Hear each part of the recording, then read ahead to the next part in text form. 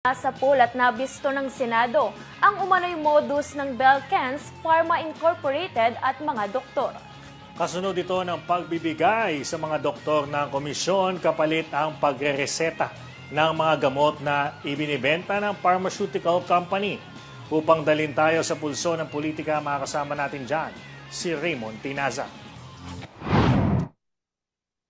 Nagisa sa pagdinig ng Senado ang mga opisyal ng Belkens Pharma Incorporated na pagmamay-ari ng mga doktor at inakusahan ng conflict of interest. Sinabi ni Senator Christopher Bongo, chairman ng Committee on Health and Demography, dapat unahin ang kapakanan ng mga pasyente, hindi ang pagnenegosyo. Ayon kay Go, hindi naman masamang magnegosyo pero dapat walang nalalabag na ethical standards. Kagaling. Unahin po ang ikakagamot sa pasyente, hindi po ikakagamot o ikakayaman ng pharmaceutical companies. Kaya nga kayo naging doktor para gamutin ng pasyente kung anong makakabuti sa kanila. Interes ng tao, interes ng bayan, kailangan po nating masiguro na hindi malalagay sa alanganin ng buhay ng mga kababayan natin, lalong-lalo na po yung mga pasyente.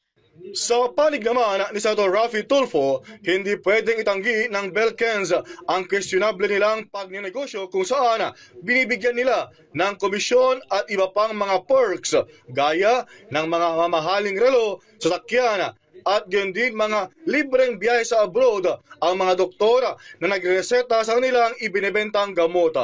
Inihayag ni Tulfo, hawak nito ang records mula sa Securities and Exchange Commission o SEC kung saan nakalista ang mga may-ari ng Belkens at mga doktora na shareholders sa kumpanya. May kopya rin daw ang senador ng mga checkeng ibinigay ng pharma firm sa kanilang downline o mga doktora na nagre-reseta sa kanilang pasyente ng mga gamot mula sa Belkens.